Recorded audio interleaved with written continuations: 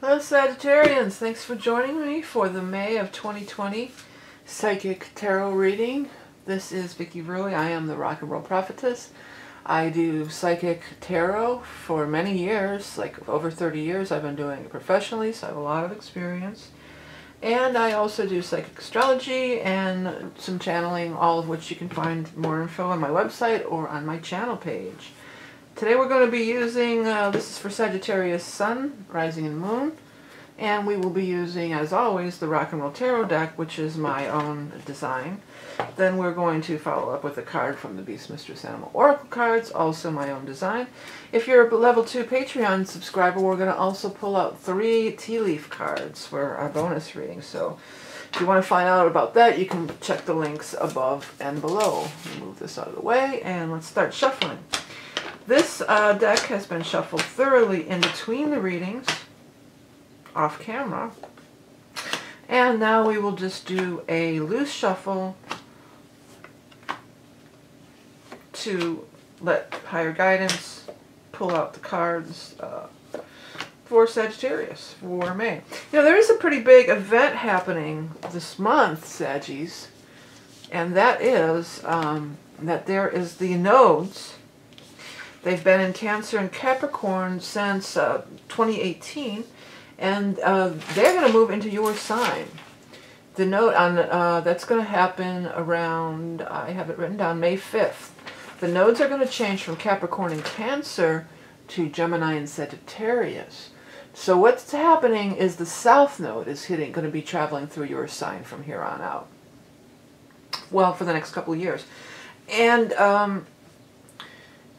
the South Node, the nodes are very karmic. The nodes have to do with our path in life, our fate and destiny, our true calling.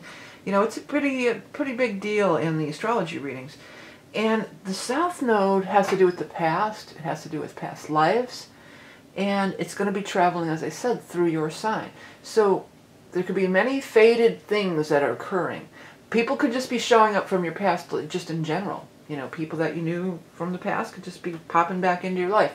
Know that if this happens, if somebody from the past, not mysteriously, but, you know, suddenly possibly shows up in your life, then it's a fated thing.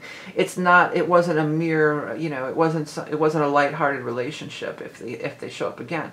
And then secondly, there probably is past life connections. There's past life connections and past life karma stuff showing up. So it's pretty deep. It's a pretty deep thing, and it comes around once every 18 years or so. So the last time it was in your sign was from October of 2001 through April of 2003. So you may want to reflect back on what was going on, you know, back then, because things that were going on during those dates could circle around and show up in your life again. Okay, so let's take a look at this reading. First card out is the Two of Rods. This is a great card. This is kind of what I was just talking about. That's the nodes. The Two of Rods is finding your path in life, finding the direction that you want to go in. It's also a card of partnerships, and it is you have some court cards showing up. But that's what the nodes will do. If you've kind of gotten off your path here, the nodes can kind of realign you with your true north and your true path. So your true path is opening up for you. You know, that is showing as the very first card out. In these general readings, none of the court cards, the people cards here, the knights and kings and queens, the gender won't apply. So even though we have a king, a knight, and a queen, could be anybody. But either way, the King of Rods is going to be you, whether you're male or female. This is the fire sign person, so this would be you. You're showing as a king, which is really cool because the king is not, the king is further along on their path. And with this card, it's like your time has come. I'm going to write that as your headline, I think. Your time has come. Because maybe when you were a younger person, you weren't really ready for this. You know, that happens a lot of time. Maybe something showed up in your life back in 01 and 03, those dates we were talking about, and you weren't really ready for it. But now you are. Now you're further evolved, now you're further along on your soul path, and you're ready for it. The king, it does seem like there's going to be a partnership that's going to benefit you with the Knight of Rods, or Knight of Pentacles. Knight of Pentacles may be an earth sign person, a Taurus, a Capricorn, or a Virgo.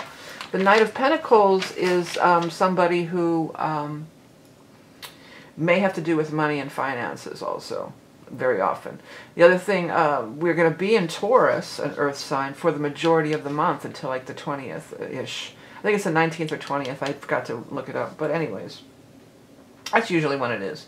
So during the first few weeks, there could be a partnership or business agreement or business deal struck up that would be very successful, with the Chariot being here, the highest success card in the entire deck. So that's really cool. Pay attention to your dreams. When you've got these two cards showing up together, this is a card of resting and recuperation, yes, but when it shows up next to the Moon card, this is some powerful dream magic. Maybe I should write that as your headline, Dream Magic.